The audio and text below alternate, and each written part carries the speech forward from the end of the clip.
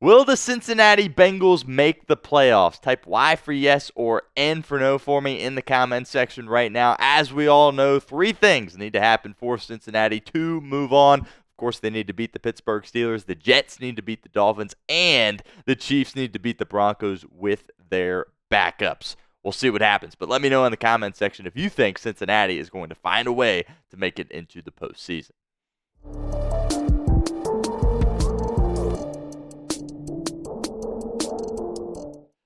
What's going on, Bengals fans? Stone Shields on hand for another edition of Bengals Breakdown. Coming up on today's show, we're going to be talking about how the Cincinnati Bengals can destroy the Pittsburgh Steelers and keep their playoff hopes alive for at least one more day. Obviously, if the Bengals win, we'll all be watching on Sunday in the late afternoon slot when the Jets play the Dolphins and, of course, the Chiefs play the Broncos as well. Right now, Cincinnati a 2.5-point favorite on the road against Pittsburgh, playing their best football of the season here on a 4-game winning streak, but certainly going to be a tough test against a Pittsburgh team that is kind of desperate. They're trying to get some momentum going into the postseason. They've already clinched a spot in the playoffs, but have not been playing good football of late. Mike Tomlin going to play all of his guys, even if Baltimore defeats Cleveland earlier in the day, because they need to get some positive juju going as they make their way towards the playoffs. Should be an outstanding game. Probably really competitive. Probably some sloppy cold weather as well. Really going to be an awesome Week 18 matchup in the AFC North. We'll see if Cincinnati has what it takes to come out on top. Let's get into some keys to victory here at Bengals Breakdown. Key to victory number one, gotta pressure Russell Wilson, okay? Last time that you faced Pittsburgh in Week 13, Russell Wilson had one of the best games of his career. He could do absolutely whatever he wanted to back there, and he just sat back, read the defense, did his thing. You didn't even have a threat of pressuring Russell Wilson in this game. As you can see, over 400 yards, 3 touchdowns. Offensively, Pittsburgh could do no wrong in this game, hence the 44 points they were able to hang on the scoreboard in the jungle, mind you, as well. So Cincinnati's certainly going to have to play better on defense this time around against Pittsburgh, and maybe some reason to be a little bit optimistic. You certainly have seen them play better on that side of the ball in recent weeks, but against, lower tier offenses, I think they did a really nice job against Denver, to be completely honest with you. Especially those overtime stops were really critical. We'll see if Cincinnati is up for the challenge on the road against this Pittsburgh Steelers offense. A guy that really has come on of late has been Joseph Ossai, kind of taking place of Sam Hubbard there, helping out, rushing the passer along with Trey Hendrickson. Look, nobody's been harder on Joseph Ossai than I have. And, I'm still not confident he's the guy the Bengals are going to want to bring back next season. But got to give him credit where it's due. Has really come alive these past few weeks for Cincinnati, sacking the quarterback. You see those 2 forced fumbles on the season as well. Ossai's going to have to be big in this game if Cincinnati's going to get ample pressure on Russell Wilson and put themselves in a spot where they can create some negative plays defensively. Leads us to the pinned comment of today's video. Who you got? The Steelers or the Bengals? Type B for the Bengals or S for the Steelers. Let me know in the comments section. Be honest with us. If that ad comes here on YouTube, that's totally fine. Take advantage of it. Get down in the comments section and let us know what you think. Key to victory number 2, the stars need to shine in this football game. Of course, I am talking about Joe Burrow, and of course, I am talking about your 2 stud wide receivers, Ja'Marr Chase and T. Higgins. Both these guys have been absolutely phenomenal. Fingers crossed, hopefully, this isn't the last time we see them both in a Bengals uniform at the same time. T. Higgins certainly going to have a very interesting offseason when we figure out what exactly his future is going to look like in the National Football League. Higgins was awesome for you last week, scoring those touchdowns, and he's really battling through some injuries as well, a knee and an ankle. He's just out there fighting, doing his job out there. And Ja'Marr Chase, the stats right there speak for itself, but if you just simply watch the guy out there, he is different. Of course, he is chasing that triple crown. Pretty much has the touchdowns and receiving yards wrapped up at this point. Definitely has the receiving yards wrapped up, and I believe Amon-Ra St. Brown would need 4 touchdowns to catch him, so that category is probably locked up. Gonna come down to the catches. As you can see here, has an 8-reception lead over Amon-Ra St. Brown of the Detroit Lions. And really going to be interesting. The Lions are certainly going to be feeding St. Brown in their matchup this weekend. But Joe Burrow seems pretty confident that he's going to be able to get Ja'Marr the amount of catches that he needs to win that Triple Crown award. And, of course, Joe Burrow needs to keep doing what he is doing. Look, the Cincinnati Bengals team, if you put someone else at quarterback, for example, not to take a shot at Jake Browning, but if he was playing this year, you might have one win, right? Maybe, if you're lucky, one, maybe two wins. Joe Burrow has to stay at the level he's playing at if Cincinnati wants to have a chance in this football game. It's kind of just the reality of the situation. Luckily for us, I think we're all pretty confident that he is going to be able to do just that.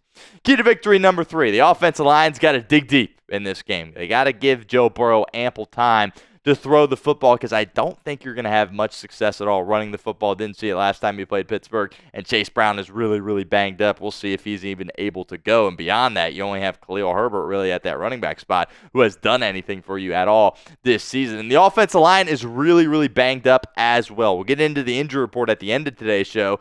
Orlando Brown Jr. playing through the broken leg. What an absolute dog. And Amarius Mims is probably going to give it a go. He's been limited in practice this week. Had to leave the game last week against Denver as he hurt the hand. Even worse, dealing with the hand and the ankle. So those guys, your tackles, are absolutely battling through it all. Cody Ford has been getting the start at guard when Orlando Brown Jr. is at left tackle, and Cordell Volson has gone to the bench.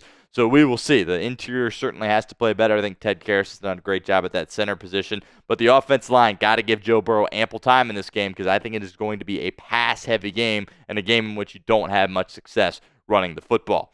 We'll continue with our show here in a moment, but first, want to give a shout-out to our friends over at Prize Picks. Prize Picks is the sponsor of today's show. Prize Picks is the best place to get real money sports action. With over 10 million members and billions of dollars in awarded winnings, Prize Picks has made daily fantasy sports accessible to all. You just pick more or less on at least 2 players for a shot to win up to 1,000 times your cash. Run your game all season long on Prize Picks. You now win up to 1,000 times your money on Prize Picks with as little as 4 correct picks. Prize Picks is the best way to get action on sports in over 30 states, including California, Florida, Georgia, and Texas. Prize Picks is the only real money daily fantasy platform with an injury insurance policy. So your lineups stay in play even if one of your players gets injured. It's playoff time, and it's now or never. Don't miss out on the last few weeks of football action with Prize Picks, the best place to win cash while watching the playoffs. By the way, excuse me, they also now offer MasterCard for quick and easy deposits into your account this holiday, or this sports season, rather. This is the flex play that we are rolling with here in this afternoon's bowl game, college football playoff game, that, of course, got postponed due to the tragic things that transpired down in Louisiana. Threw this together here at Chat Sports. I believe this was Harrison that threw this particular flex play together. Going with the more than Jeremiah Love at that Notre Dame running back position, as well as the less than for Gunnar Stockton passing yards, with the more than for Gunnar Stockton rushing yards, of course, in place of Carson Beck in this game. So download the app today. Use code CLNS. Get $50 instantly after you play your first $5 lineup. Again, download the app. Use code CLNS. Get $50 instantly after you play your first $5 lineup. It's Prize Picks. Run your game.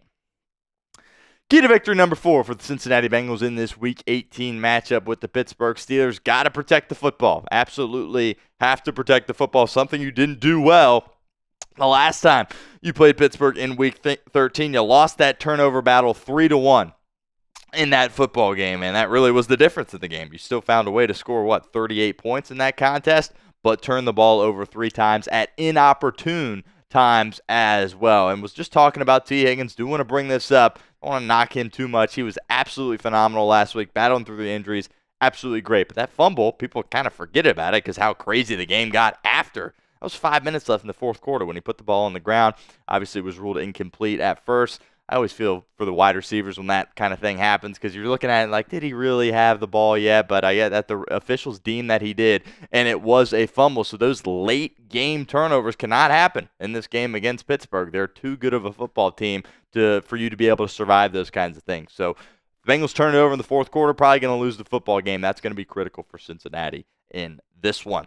Last but not least, key to victory number 5, the special teams execution. Got to be better. You're an NFL football team, and I think at this point, whenever a Cincinnati Bengals out there kicking a field goal, you sit there and you say a prayer to the good Lord. You got your fingers crossed, whatever you got to do, but you don't feel confident that it's going through the uprights. And really, all aspects of your special teams, you don't have a confidence in either. Really, the punting, the holding, the return game. We haven't seen Charlie Jones in however many weeks haven't really threatened anything from that department as well. Special teams got to be cleaned up in this game because Pittsburgh really prides themselves on being elite on special teams, and they have been all season long. Cade York, of course, had an opportunity to win the game, 33-yarder in overtime. He doinked it. We'll see what his confidence looks like at this point. But Evan McPherson could potentially be making a return. Now, it is Thursday. While we are filming this video, he has not played since the last time he played the Steelers, believe it or not. Was placed on IR with that groin injury. Has been sidelined for 4 weeks. Now, the Bengals have not opened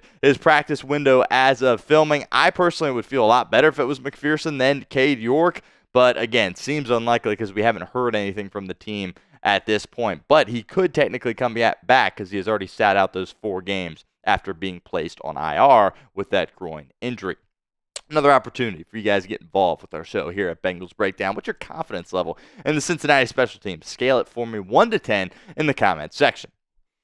All right, kind of doing a reverse today on today's preview video. Going to hit the injuries here with the second half of today's show. Got to, of course, start with Chase Brown, who hurt that ankle. The way he hurt it really is just gut-wrenching. He was trying to go down short of the goal line. If he just goes in and scores a touchdown, this guy doesn't get hurt, but he was trying to go down, did not practice on Tuesday or Wednesday. I think he remains optimistic that he's going to be able to give it a go for Cincinnati at that running back position, but you don't really have any options beyond that other than Khalil Herbert. Travion Williams, of course, is on your team, but he didn't have a carry all season long. So we will see. I already don't feel good about the running game, even if you're going to have Chase Brown against the stingy Pittsburgh defensive front, but certainly would be a massive loss if Cincinnati is going to be without a guy that's clearly their RB1 of the future in this Week 18 game. Next guy we'll talk about, Orlando Brown Jr. Been limited in practice this week with that fibula. And like I said, kind of at the top of the show, guy's an absolute dog. He's fighting through it. And I thought he was exceptional last week out there with the broken leg at left tackle. The Bengals certainly going to need him in this game. Orlando Brown Jr. with a broken leg, not to take a shot at anyone else, is a better option than anybody else they've got on their team at that tackle spot. So Orlando Brown Jr., all signs point towards him giving it a go once again with that broken fibula. Amarius Mims has been limited in practice throughout the week. 2 injuries, the ankle and the hand. This guy's tough as nails as well. Unfortunately, wasn't able to get it through the entirety of the game last week, but again, all signs point towards him giving it a go for the Bengals at that right tackle spot, protecting Joe Burrow. Tight end that popped up on the injury report, Drew Sample, who has been awesome for you this season. I think Drew Sample in the past years has taken some unfair criticism. Just because, he's not the most athletic guy. You don't really run plays for Drew Sample, right? But he has been tight end 1 for you. He gets the most snaps at that tight end position. He's done a great job blocking. You see him often in the backfield now after that Eric Jr. injury, helping protect Joe Burrow there.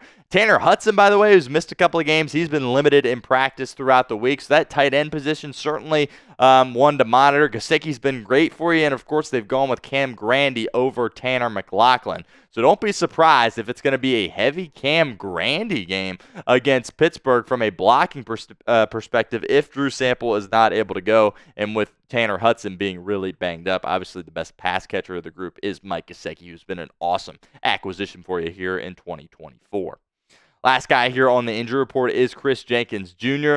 He's been a bright spot for your defense, I think, all season long. 2nd-round pick out of Michigan. He's done his job, and he's kind of gotten forced into starting duty there with Sheldon Rankins being ill for seemingly the entire season.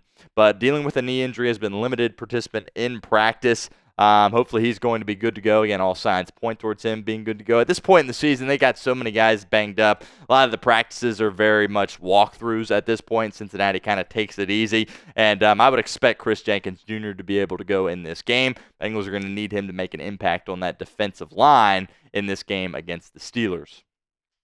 Get your score predictions in the comments section for the Bengals and the Steelers. Got mine right around the corner, but make sure you sound off for us. Get those in there, and let's see if somebody in the comment section can nail it perfectly in this Week 18 game. I'm going to go with a little bit more, less of a high-scoring game in this game. I've got the Bengals coming out on top, keeping their playoff hopes alive for yet another day. My prediction regarding they're going to fall just barely short, sticking with that. I bet 2 to 3 things happen, and they just fall painfully short. And you're sitting there all offseason long just thinking, man, if they could have just won one more game, they would be competing for a playoff spot as one of the hottest teams in the NFL. I've got my fingers crossed. I'm hoping for the best. I don't feel great about them getting in, but we'll certainly celebrate the heck out of it if they do. I've got Cincinnati winning this game on the road 28-24.